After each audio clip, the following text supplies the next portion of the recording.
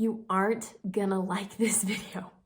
But if you will stay to the end and truly listen to this tough love that I've got for you today as a certified life coach for teenagers, you will grow into the adult and have this dream of just this life of abundance, of success, of all the things that you're hoping to achieve.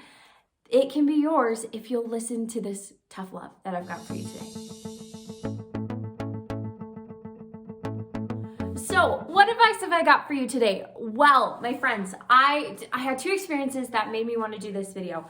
The first is it was Sunday and I was watching fails videos with my siblings. That's something kind of random we like to do. And my brothers were like, let's play college fails. Those are like the worst. And I was like, what? And like truly, they weren't. Like people were drunk, craziest behavior. There's like table smashings, like all the things. And I was like, this is literally insane. Why would anybody think that this is fun? And then that same week, I was coaching a teen client of mine, and she was telling me, she's like, Abbi, I kind of feel like I'm missing out on my high school experience because I've never really gone to a party, and I'd like to just like go crazy at a party. And I was like blunt with her. I said, like, get drunk? Like, what do you mean by get crazy? And she was like, yeah. That's kind of what I mean. Like, I just want to say I've experienced that. And so those two experiences led me to this video because here's my tough love for you. There are, quote unquote, teenage experiences that I'm challenging you to leave behind. You have got to be somebody that develops the ability to look at what other people are doing and say, I don't need or want to experience that for myself. And yes, I'm talking about the college parties where you get super drunk and wasted and hurt yourself. And yes, I'm talking about the high school parties where the same thing happens and they try drugs and experiment, all those things. Like, yes, but I'm also just inviting you to leave behind some of these experiences that we chalk up to just, oh, that's high school. That's what we do. Between drama and serious relationships and, sloughing class and just not making the wisest choices when it comes to things like friends, environment, and even driving. And I have to challenge you to leave those behind. An ability that will serve you your whole life is an ability to be able to look at other people and what they're doing and make a judgment for yourself so that you don't have to experience those things.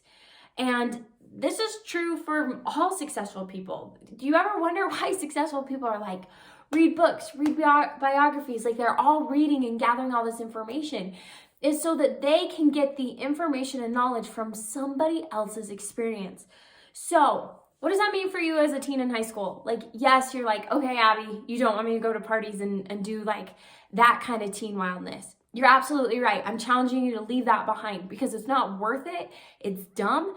Do you think your 30-year-old self is going to be like, man, I'm so glad I got totally wasted, jumped out a window, Johnny's arm got broken, and we had to spend thousands of dollars at the emergency room? Like, do you think that's something you're going to like think fondly back on? Because let me tell you right now, it's not going to happen. But movies will make it seem that way, right? It'll make it seem like, oh, that was the adventure of a lifetime and I've got to live while I'm young.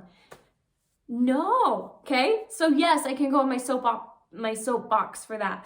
But also, here's what I want you to do. I want you to read books of people who are successful. And I want you to read books from all different types of people. Because sometimes we tie success to money. And I've been one of those people too that I'm like, oh yeah, to be successful, I got to make a lot of money. No, successful people are happy people. So go spend time with happy people. Go read books about happy people. If you know what you want to do in the future or what you might want to do, go read books from people who have done it. I also want you to take the time to decide what you will and what you won't do and what kind of reputation that you want to leave for yourself in high school. Now, I'm going to be frank with you. If that reputation is not one of respect and kindness and just being a decent human being, whether you were artistic or on the football team or whatever extras you add to that, but if that's not your base, then you don't have good enough goals. If truly your idea of like a fun time in high school is to leave a reputation as a partier, then you need more clarity on your future. You need more ideas about what you want to be doing in 5 years. Because guess what? The partier is hardly ever the CEO, okay? So I know, I'm on one, but I'm just telling you that you've got to think about your reputation, think about what you will and won't do, and develop this ability while you are young to look at what other people are doing and decide for yourself whether you will or won't do that. And you can learn from their own experiences.